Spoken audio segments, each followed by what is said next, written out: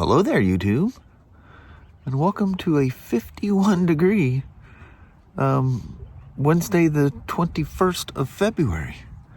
Don't be fooled. This is nothing like it's been all day long. It's been bouts of like terrifying, sideways blowing, crazy rain out here. It just happened for the last 45 minutes to have a break. And just as the last few minutes, these clear skies, but yeah, it's ending quick. You ought to see the darkness that is coming. But we were able to pick up that seat and at the post office today, because Kelly, we had to take her to her doctor's appointment, get things sorted out. She's doing okay, but her what do they call it, the A1C or whatever, she's up high because she just up and down all the time. So they made some additional adjustments to her insulin stuff. So, and then one of her things, her long acting thing that she takes at night, she literally took the last dose of it last night, and there was some kind of shipping snafu, and Kelly's going, did you, because she took a nap here and just got up at her a little bit ago. It's like 4 o'clock in the afternoon now. And anyway, she so I go, I never heard anything. So I pick up my phone and I look, and there's no additional stuff. And it goes, whoop, thing pops up, delivered at 4:01, and I'm standing there and it was 4:02. So that showed up. I'm just gonna walk down there, grab it or something. But yeah, so I'm excited to get that seat put on there. I haven't unwrapped it yet. I just opened the box. Doug, dude, I'm telling you, if NASA needs something to securely make need to ship something up into space and nothing's going to happen to it, you are the guy that needs to be packing that stuff up. That is impressive. He does the best packing job ever. That thing would have survived a proper train wreck and still came out okay. But anyway, we'll get that done here momentarily. But while it's nice, I'm going to talk about something else right quick, so hang tight. That's not my white balance. I don't know what happened there. I washed those tires the last time I had this thing out, and they turned blue. I need to put some tire shine on them things. But anyway, last time I was riding or goofing around with an RC, I think that's when I was talking about it. I was kind of like battling between the Red Cat Marksman 8 scale and the Red Cat Ascent, which is kind of a beginner's version of a class 2 rock crawler. And a lot of people have done a lot of stuff with that thing. It's got some shortcomings and some adjustments that need to be made, but that you could legitimately run that in a class 2 competition with a little tweaking here and there. So one thing led to another. I started swaying towards the Red Cat Ascent because I'm thinking, you know, I want to look into going to some of these competition things, or, you know, just the play ones at first, see if it's something I'd be interested in, and kind of go from there, and go check out some things. But anyway, it's been a while since I rode my early Ford Bronco. But anyway, Vanquish. So I ended up ordering, and it'll be here tomorrow. I ordered a Vanquish VRD with the stance. Yeah. WWIII about to kick off out here. People do the dangest things out there. They set things off, and you hear all kinds of stuff. It literally sounds like a battle going on out there. I don't know how they can afford all that. That's expensive to, you know, play around with that much stuff, or whatever that was. Who knows? But anyway, so that one's literally twice the price of the Red Cat, but it's ready to go. It is the ready to run version that they just came out with like a month or two ago. So it's this is their second attempt. We're kind of about the same time they came out with another one that was ready to run. They build kits. Only Vanquish does. The only Vanquish thing I have is the shocks that are on this thing. Those are Vanquish shocks. Nope, those are the Pro lines. What I got the Vanquish on? I don't remember what I put that on. Oh, the Gen 9, the one I was driving the last time we were out here. But anyway, so I ordered one of those and ordered a Fusion Pro motor because as all those things, I mean, you can make these things run, they're fine, but they're not cool, totally functional until you put a Fusion Pro in there. I was thinking about the SE, and because it's cheaper, it's like $80 instead of $150 or whatever it is. So the Fusion Pro has so many more options. It's so much better controlled for super slow speeds, and that's what you need with real rock crawling is slow speeds. So it's not a pretty truck. It's not meant to be a scale anything. It is meant to be a Class 2 competition truck, but it's one that's ready to run. So I don't have to put it together, and I don't have to paint the body. I don't have to buy all the electronics. It comes with none of the electronics. You got to supply everything. It does come with wheels and tires, but the tires that they're ready to run comes with are way better than the kit comes with. But the kit things, usually people are going to put their own tires and wheels on there anyway. But anyway, the tires it comes with are really good tires. Vanquish also has this Falcon version of that truck. What do they call that thing? The name escapes me at the moment. But it's a Phoenix truck. Really cool truck.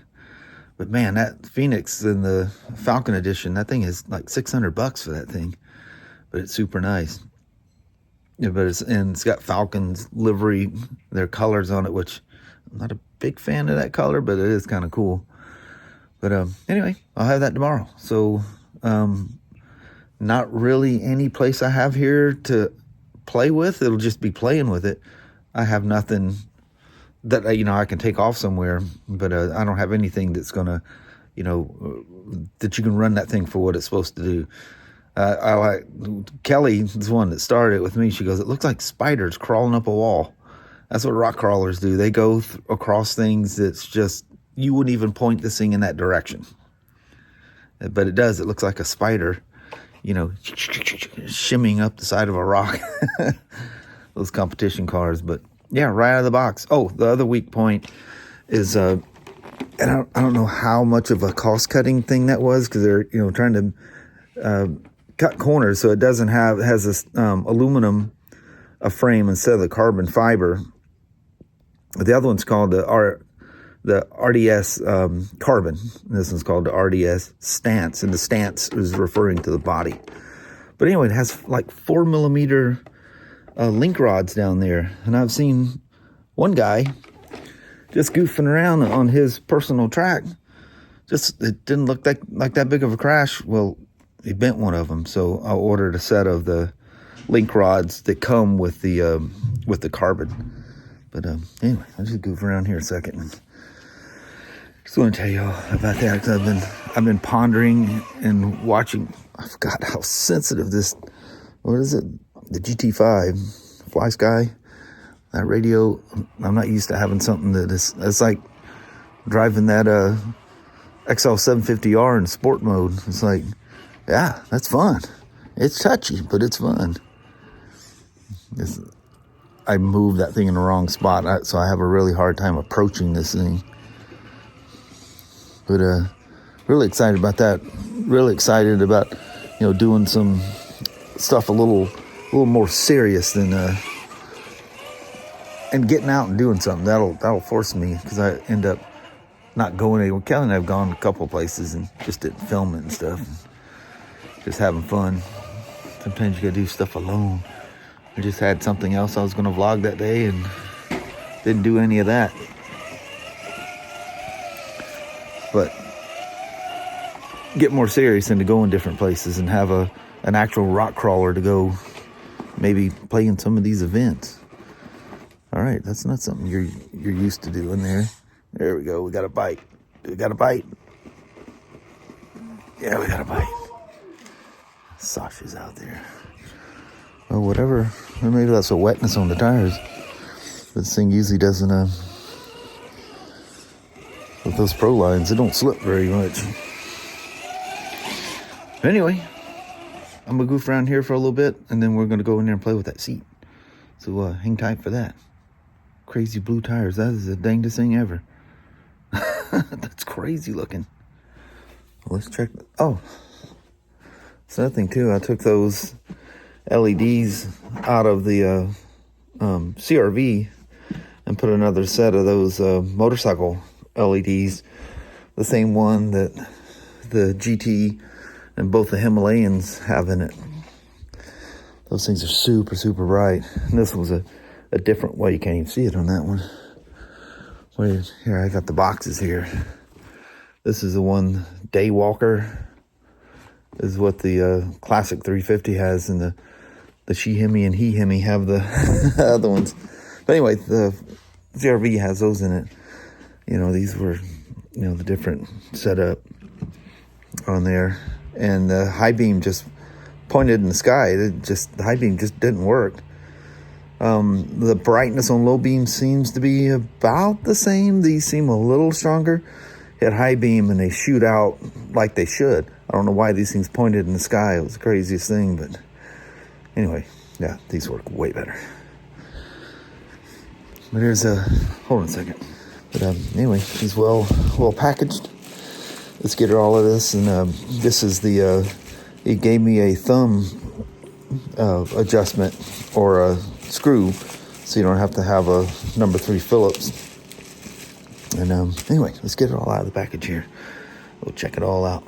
So there's the two seats lined up with each other, and you'll see that this one, it kind of cuts a little short and has a ramp towards the back, and this one comes back a little farther and has more of a, you know, an arch to it, almost like a little bit of a back support thing. I think I kind of lined them up, but you'll see that people refer to that as the half-hour seat, and this is more, you know, passenger friendly, obviously. But, you know, the only rides Kelly is going to do on the back of this thing will be short, and if she decides to go, if we go anywhere far, I'll just probably put the touring seat on there anyway, because it is super comfortable. Anyway, let's get her on. Oh, see, stock, they have the screw, and over time, as you can see, it can mar it. You see, his doesn't, has like probably the initial thing, the little thing with the skull. Well, he has a flipping bird a little bit there, but that's cool. But anyway, these you can get off, you know, on the road without pulling out any tools. But let's flop that thing on there. See what she feels like. Heck yeah. There she is. With a Street Glide special seat on it. I was sitting on it. Bill reminds me of a Street Glide. He had two, this is the strap off the Road King one. He had two of them. His friend Shawn probably had one. Took his off too. A lot of people take them off. I know this is animal, but I literally leave them on to cover up the backrest hole. And nobody ever reaches down. Anybody rides on the back of these things don't reach down and grab that thing anyway. But yeah, it feels more roomy than the Road King one. It feels like a Street Glide seat, which is, to me, very, very comfortable. I've put many a mile on one of those things, which is, as you can see, other than the texture on the two seats, they're virtually the same. That's nice. Thank you so much. There, Doug. I'll get many miles of good use out of that thing. If I go on a trip, I'll put my Mustang on there, but just goofing around. Most of the time, we're just goofing around. Who knows? I may never put the Mustang on and put it up for sale at some point. Who knows? I mean, I never, the thought with my two Street Glides, the thought never occurred to me to change the seat. They're just, I don't know, they fit my buttocks, I reckon. But I'm perfectly happy with them little small ones too. So maybe my idea of a seat's totally different. And Kelly just never stops talking about how comfortable she is on that. This one in the Himalayan, she loves how comfortable the Himalayan seat is. That's a stock seat. The Grom's pretty comfortable, but after a while, it starts to bite. It's weird that you know, this actually looks like it would be more supportive than the Himalayan, but it's not. It's just how they fit you. I have, like, it's sitting right there in that bag right there. I bought the touring seat for my Himalayan, and I didn't like it. It pointed me down.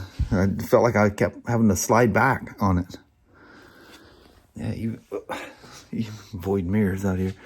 Even from the distance, I like the Street Glide seat on the Road King better. Very nice. Thanks again, Doug. That's very awesome of you to do that. It's greatly, greatly appreciated. I'll probably just put the Road King seat back in that box and store her off somewhere. Very nice. I like it. Well, hello there, YouTube. Man, what a crazy, beautiful one moment, pouring down rain the next. It's nuts. Since I was still in there when it hit me. I was going to mess around with that scan tool on Kelly's bike, you know, to see if that ODB6 connects okay on that, and ended up doing some updates on her FP4. It took forever, so I lost interest after that. I'll play with it another time. I was sitting there forever, and it failed the first time and had to start the whole thing over. It's crazy. A lot of updates. I think the last time I updated that thing was, I don't know, sometime late 21 sometime. There was a lot of updates for that thing, but everything, well, that threw some code. There was no codes on it, but that threw some code, so the installs when those updates did, so it was easy to clear them. Just do it with your phone. But you know, Doug sending that seat, that's fantastic. But there was something else in the post office. I think it somehow or another we'd missed it. It was a small package. It might have been in the back of the box or something. Looks like it was sent at the first part of the year. But Randy from Winnipeg, Manitoba, Canada, so it was Canada Day today for us. And anyway, he rides a Kawasaki Voyager, him and his wife. And he said he's been intrigued with the simplicity of the Royal Enfields and stuff.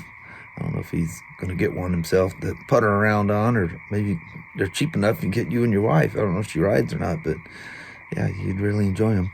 But anyway, his local dealer, he got a couple of keychains and has a Royal Enfield logo on it. They're really cool. Got the address of the dealer and everything. Thank you for the keychains. There's 2 of them. Very and nice. the kind note that was attached as well. Thanks for watching. Sweet. And Doug, man, you're a rock star, sending that seat all the way down here. No kidding. That was cool. That's crazy. Package it so it's nice and safe. I can give him a hard time because they're so well packaged, but I mean, fantastic. Nothing's going to happen to it. No. It's very good. Very, very good job. But it looks and feels great on the Street Glide, or the Road King Street Glide seat looks great on the Road King. But thank you for that. Can't wait to get out, if we can, for a ride and test her out and see what it's like to ride a Street Glide seat on the Road King. It's comfortable. I already know that they are. Anyway, I think on that, we're going to bounce. Alrighty. Well, thank you guys so much for watching. We really do appreciate it. We will talk to you tomorrow. Same smoke time, same smoke channel. Don't forget to give it a thumbs up. And you guys have an amazing Thursday or Friday. Heck yeah. All right. Start this all over tomorrow. Yep. See you in the morning. See ya. Thanks for watching now. Bye-bye.